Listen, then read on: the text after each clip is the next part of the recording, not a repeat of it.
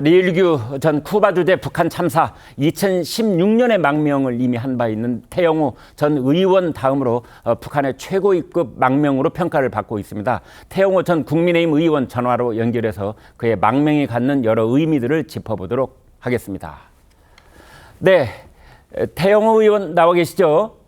예, 안녕하세요. 리일규 전 쿠바 주재 북한 참사, 김정은 위원장에게도 상당히 높은 신임을 받았던 인물이라고 알고 있습니다. 구체적으로 북한 내에서 어느 정도 위상을 지녔던 인물인가요?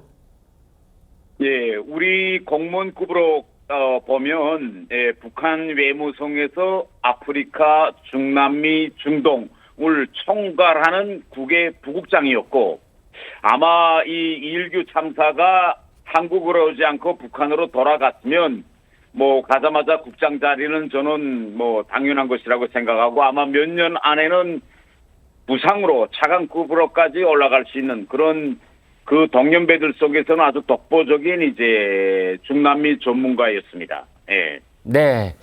특히 북한에 있을 당시 의원님과도 상당히 친분을 유지했던 인물이라고 그렇게 알려지고 있는데, 같이 탁구를 즐겨 치셨다고요?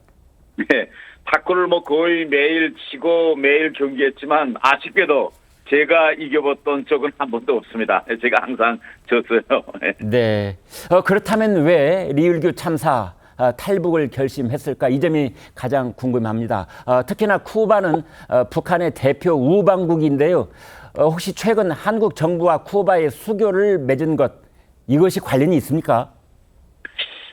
전혀 관련이 없다고 보기는 힘들 것 같습니다. 왜냐하면 이 이일규 참사가 탈북하던 그 당시 지난해 11월이면 쿠바가 지금 거의나 우리 쪽으로 기울어지고 있던 때였거든요. 네. 그래서 북한으로서는 쿠바가 수교를 하지 못하도록 총력을 기울이고 있던 때였는데, 그러한 외교적 전선의 이제 선두에 서 있던 게 이일규 참사였다, 이렇게 볼 수도 있고, 아마 쿠바가 한국과 수교를 하지 못하도록 저지하는 그런 활동 과정에 많은 그런 충격도 받았을 것으로 생각됩니다. 왜냐하면 지난해부터 쿠바가 자기 지도급 간부 인사들을 베트남에 보내가지고 베트남의 경험을 배우는 이런 물밑 작업을 많이 했는데, 그때 당시 베트남이 쿠바에다가 보낸 메시지는 한국을 잡아라.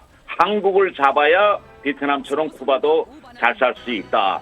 이런 말을 쿠바 간부들이 그대로 듣고 와서 북한 외교관들과의 대화에서도 그런 이야기를 많이 했다고 합니다. 네.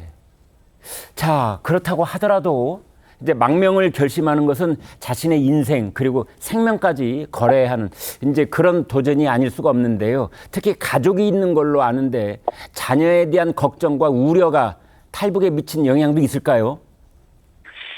저는 그러한 영향이 대단히 크다고 봅니다. 예. 왜냐하면 우리 남과 북의 이 문화에서 공통점은 뭔가 하면 부모들은 자기 모든 것을 자식을 위해 다 바칩니다. 예, 그래서 북한에 지금 있는 부모들도 자라나고 있는, 성장하고 있는 자식들을 보면서 그들의 미래를 걱정하지 않을 수가 없는데요. 북한의 미래를 아무리 내다봐야 그런 김정은 체제에서는 자기 자녀들의 미래가 통 보이지 않고 있습니다. 그렇기 때문에 그들이 정말 생명을 걸고서라도 자기 자녀들을 위해서는 자유로운 대한민국에 가야 되겠다, 이런 생각이 대단히 강하게 드는 거죠. 네. 그런데 최근 이제 탈북한 북한 외교관 리일규 참사 외에도 또 있는 것으로 확인이 되고 있다고 하는데요. 현재 의원님이 파악하고 있는 사례는 어느 정도입니까? 여러 지금 가족들이 북한 대사관 밖을 탈북한 것으로 지금 나오고 있습니다. 단 지금 그들이 한국으로 왔는지, 아니면 그들의 이제 상주국에 잠시 체류하는지, 미국으로 갔는지는 상황이 잘 파악되고 있지는 않지만은, 여러 이제 외교관 가족들이 지금 대사관 밖을 뛰쳐나가서 지금 북한 당국도 그들을 찾고 있는 것으로 이렇게 파악되고 있습니다. 네.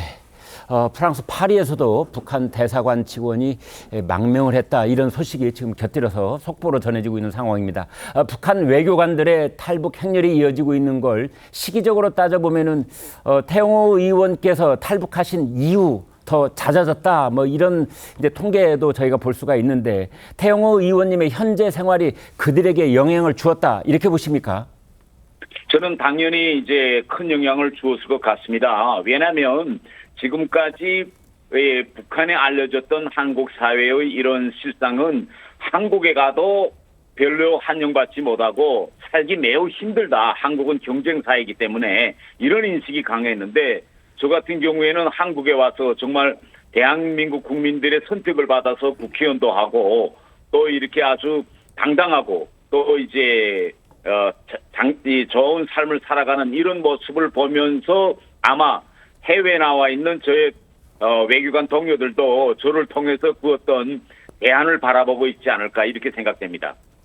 네, 앞으로도 계속 이제 북한 엘리트들이 그 탈북 행렬이 이어질 수도 있다. 이렇게 추정을 해볼 수가 있는데 지금 김정은 위원장이 어느 정도로 충격을 받았을지 또 여기에 대해서 어떤 대비를 세울지 그런 점도 궁금해집니다. 지금 북한 김정은 정권의 총 정책적 방향을 보면 이 탈북의 기본 원인이 결국은 자녀들의 이제 미래가 아니겠습니까? 그런데 지금 북한의 20대, 30대의 마음은 지금 완전히 한류에 미쳐 있거든요. 그래서 어떻게 하면 이 한국으로 쏠리고 있는 북한의 젊은 층의 마음을 억누르겠느냐. 그래서 뭐 지금 반동사상 문화 배격법, 평양 문화법 여러 가지 법을 많이 만들고 형사처벌 수위도 높여가고 있는데 이미 북한에서 10대, 20대, 30대 이 컴퓨터 세대의 마음은 김정은 정권을 떠나서 지금 우리 대한민국에 와 있습니다. 네. 자, 이런 상황이 이제 거듭됨에 따라서 북한 체제에 뭐 여러 가지 자극이 직간접적으로 있을 수밖에 없는 상황인데요. 지금까지 태영호 국민의힘 전 의원하고 함께 했습니다. 고맙습니다. 고맙습니다.